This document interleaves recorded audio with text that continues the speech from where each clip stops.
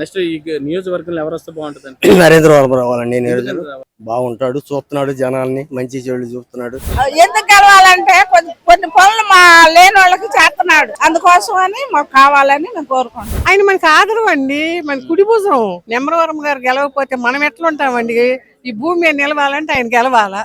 ఆయన చేసే మంచి పనులు కండి, గుండెకి కానీ షుగరు బీపీలు ఇవన్నీ మామూలుగా అయితే 100,000 అడుగుతున్నారు. సెర్చ్ చేయాలంటే ఫ్రీగా చేసి భోజనాలు పెడుతున్నారు. మంచి పని చేస్తున్నాడు ఈయన. ఎవరైతే మంచి పనులు చేస్తున్నారో వాళ్ళకి ఓట్లు మేము ఇంకే వేస్తాము. నరేంద్ర వర్మ గారు గెలవాలని నేను అన్నప్పుడు ఇంకా ఏ గవర్నమెంట్ అని మీరు అడగటం కూడా పక్కా నరేంద్ర వర్మ గారు గెలుస్తారు. అది ఎందుకు గెలుస్తారు? పేదరికంలో అంటే ఆయన హెల్ప్ చేసే పద్ధతి ఆయనకు ఉంది. అంతేగాని ఈ ఎమ్మెల్యే టికెట్ ఇచ్చారనో లేకపోతే వేరే దాని మీద మేము ఆయన గెలుచుకోవట్లా. ఆయన మీద అభిమానంతో మేము గెలుచుకుంటున్నాం.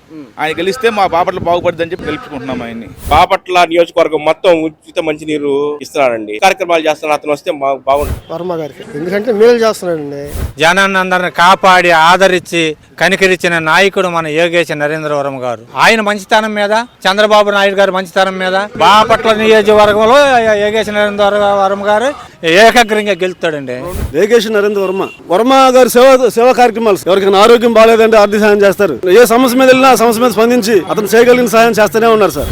ఏ రాజకీయ నాయకుడు కూడా ప్రజల పట్ల ఇంత మంచిగా మెడికల్ క్యాంపులు కండక్ట్ చేయటం, ఐ క్యాంపులు కండక్ట్ చేయటం, త్రాగునీటి సదుపాయం లేని చోట మంచినీరు సౌకర్యం కల్పించడం, ఫ్రీ భోజనం సార్, ఇలా ప్రజల కొరకు ఆలోచించే నాయకుడు చాలా అరుదు. ఇంతవరకు బాపట్ల ఇలాంటి నాయకులు లేరు, ఇక ముందు రారు. ప్రజలు బాగుండాలన్నా, అన్ని రంగాల్లో ముందుండాలన్నా, ఉద్యోగాలు రావాలన్నా నరేంద్ర వర్మ గారు చేస్తున్నారు. వచ్చే ఎలక్షన్ లో నరేంద్ర వర్మ గారు తప్పకుండా ఎమ్మెల్యే అవుతారు. దాంట్లో no doubt at all. Become MLA Raju garu వ్యక్తి మంచి మనస్తత్వం. అన్నదాన కార్యక్రమం చేస్తున్నారు, అన్న క్యాంటీన్లు పెట్టి ఓపెన్ చేశారు కదా. పదవి లేకుండా కూడా చేస్తున్నట్టు గొప్ప కదా.